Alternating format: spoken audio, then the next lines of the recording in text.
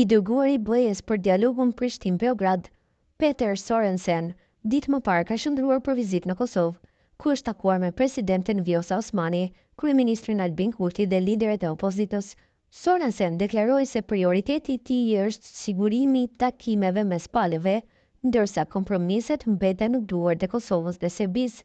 Nga ana tjetër, Osmani dhe Kurti kërkuan heqjen e masave kufizuese nga BE-ja, duke i cilësuar si të padrejta dhe të dëmshme për qytetarët e Kosovës dhe balancin e dialogut.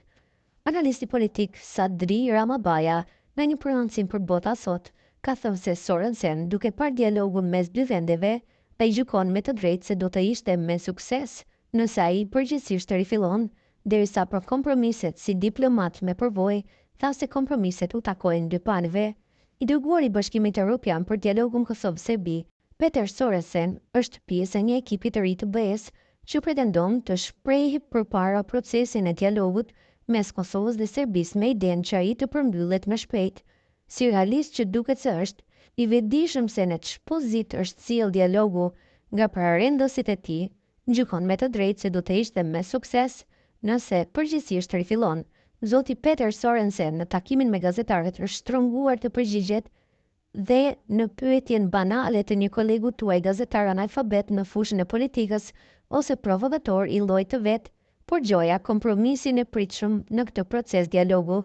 Sidoqoftë, si politikan e diplomat me përvojë, ai dha përgjigjen meritore, duke dëshmuar se si ndërmjetësues dhe lehtësues e dialogut, ai nuk ka të bëjë me kompromiset e mundshme në dialog, prandaj ai deklaron se kompromisi u takon palëve. Ky është leksioni i parë që zoti Sorenseni dha mediave tona në Prishtinë. Kosova ka bërë kompromisin e madh historik, ka planuar të aplikojë të drejtën e vet për vendosjen duke hequr dorë për hir të paqes dhe natyrisht dhe të interesave strategjike të partnerëve tanë, e drejta për bashkim me pjesën tjetër të Shqipërisë, Shqipërinë politike, thot ai. Republika e Kosovës tashti bën jetën e shtetit të pavarur dhe sovran, duke qenë në Republikë Demokratike dhe Progresive.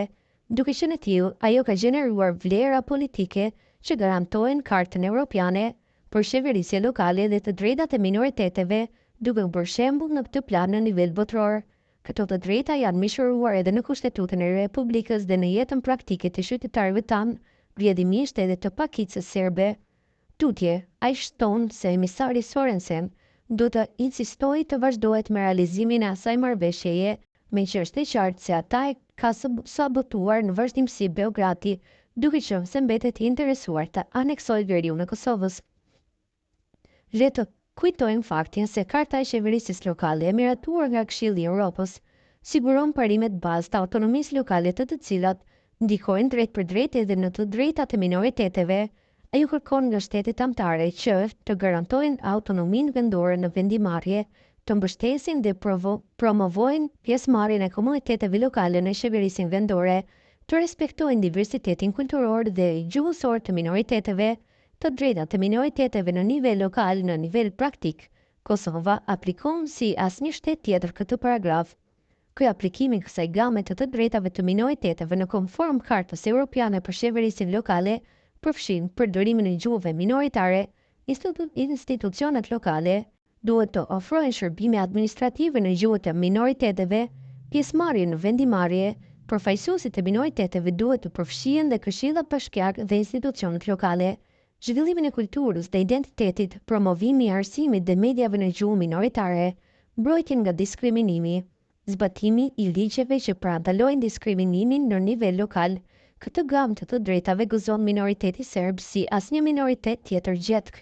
Marrëveshja e Brukselit e vitit 2023 dhe aneksi i saj i të mirur në ohër janë krejtësisht në përputhje me këtë Kartë të drejtave evropiane për qeverisjen lokale. Zoti Peter Sorensen shih për këtë do të insistojë të vazhdohet me realizimin e asaj marrëveshje, me që është e qartë se ata e ka sabotuar në vazhdimsi Beogradi, duke qenë se mbetet i interesuar të aneksojë veriun e Kosovës. Nuk ka se si shpjegohet ndryshe akti i agresionit të 22 shtatorit 2023 dhe ai që u përsërit një vit më pas në kanalin e ujësillësit të Iber Lepemcit, përfundoi ai.